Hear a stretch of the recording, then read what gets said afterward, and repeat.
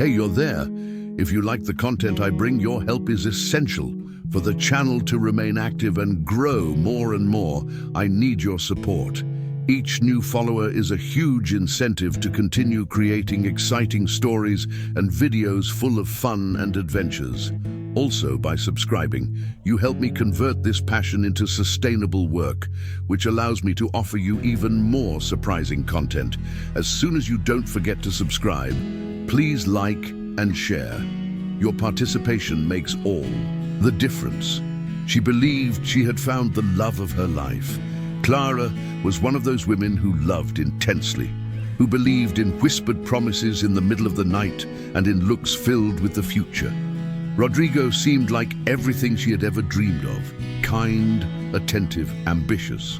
They met by chance, but it was as if the universe had conspired to make that encounter happen. Clara left everything for him: friends, opportunities, even a job offer in another country.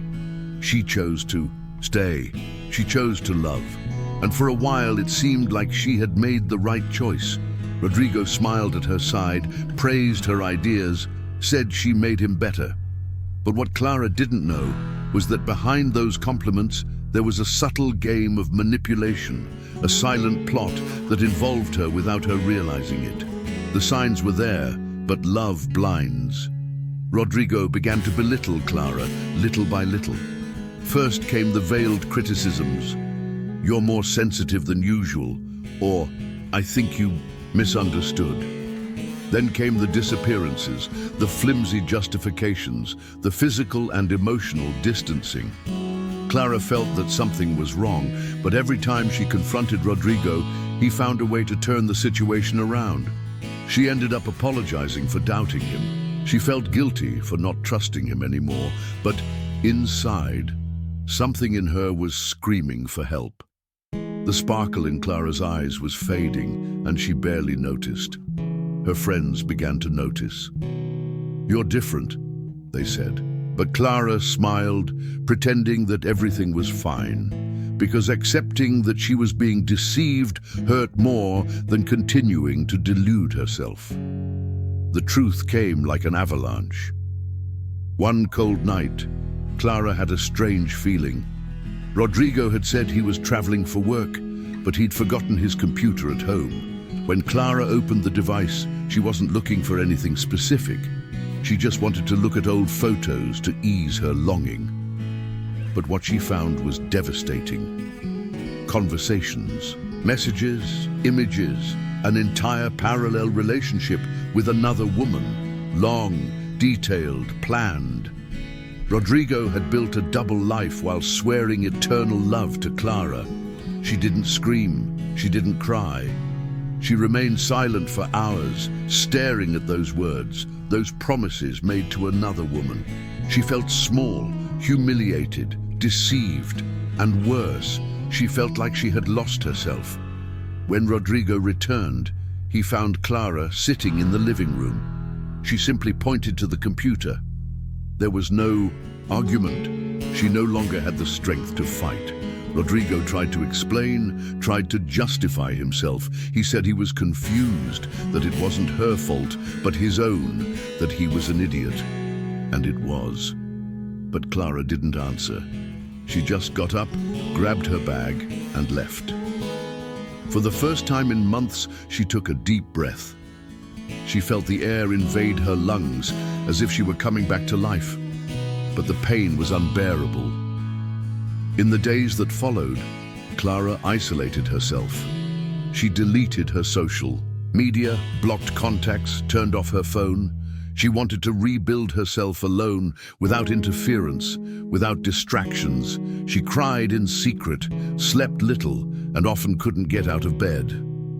The betrayal wasn't just physical, it was emotional.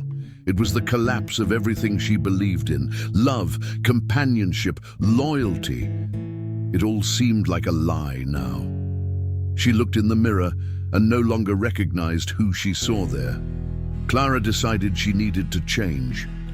But first, she had to hit rock bottom. One morning, after a crying fit, she looked at the bags she had yet to unpack since the day she left Rodrigo's house. They were there, in the corner of the room, like a silent reminder of everything she wanted to forget. That was the trigger. She got up, washed her face, looked at herself in the mirror again, and said to herself, "Enough." She spent the next few days organizing her life. She went to a therapist. She reconnected with old friends. She went back to studying something she had always loved, graphic design. She started doing freelance work from home, small jobs that kept her busy and that little by little rekindled her passion for life. It still hurt, but now she knew it hurt because it was healing. One day, while she was reviewing a paper on the computer, Clara received a message. It was from Rodrigo, a long, dramatic apology, full of regret. He said he had broken up with the other woman, that he realized how special she was, that he wanted to make things right. Clara read it all calmly. She took a deep breath, and then, for the first time, she laughed, not with joy, but with relief, because now she understood. It wasn't about him, it was about her, about what she allowed, what she accepted, what she deserved. And she deserved more, much more. Clara didn't answer. She didn't need to. The strength she was looking for had always been there, dormant.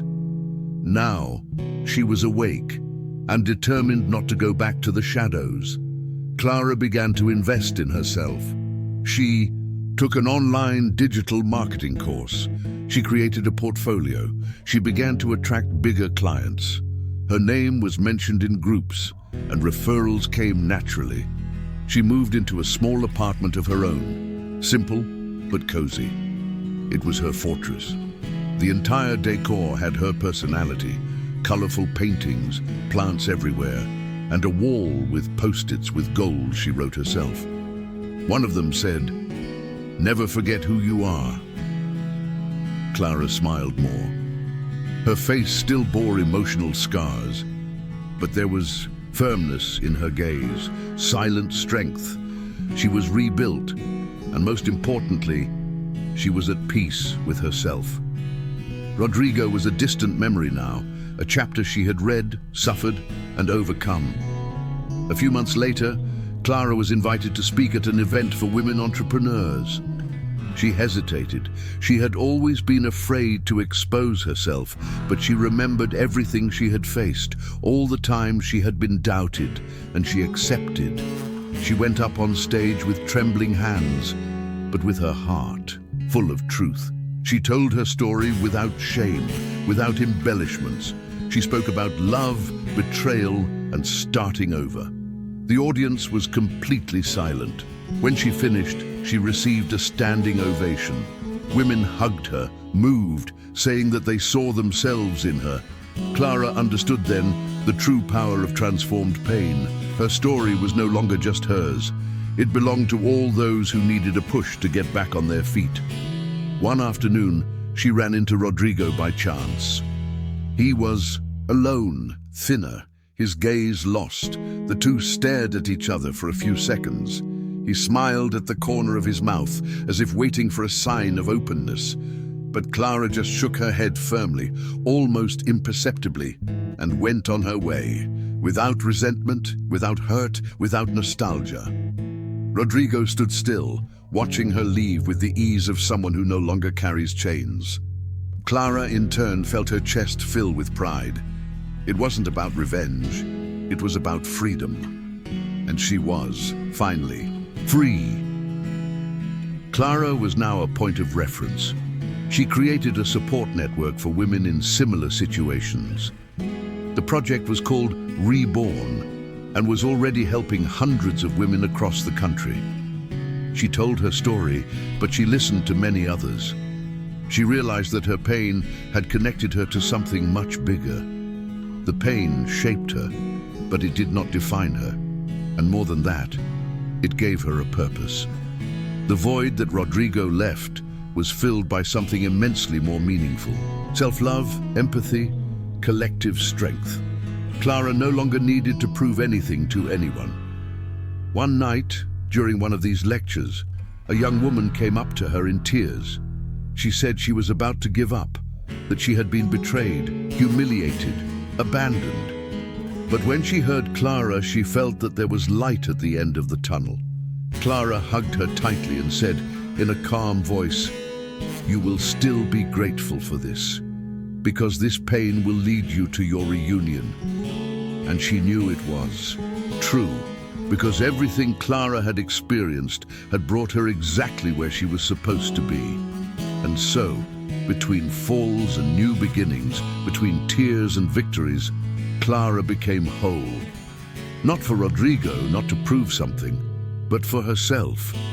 Today, when she looks in the mirror, she no longer sees the broken woman. She sees a strong woman, reborn, capable of transforming her pain into inspiration. Because on the day everything fell apart, she didn't just survive, she flourished. Reconnecting with her essence was more important than any reconciliation could have been. Clara learned to enjoy her own company, to respect her limits, to listen to her silences. She stopped looking for in others what only she could offer herself: acceptance, love, dignity. And it was in this conscious solitude that she found the peace she had always sought in shallow relationships.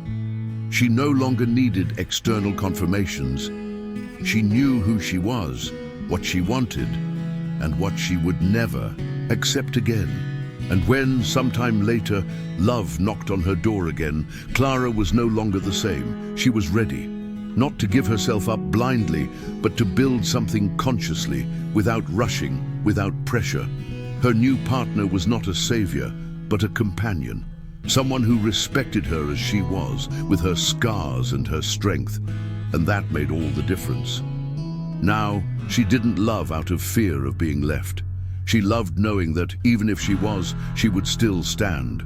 The pain of the past was never forgotten, but it stopped being an open wound and became a scar, living proof of her strength.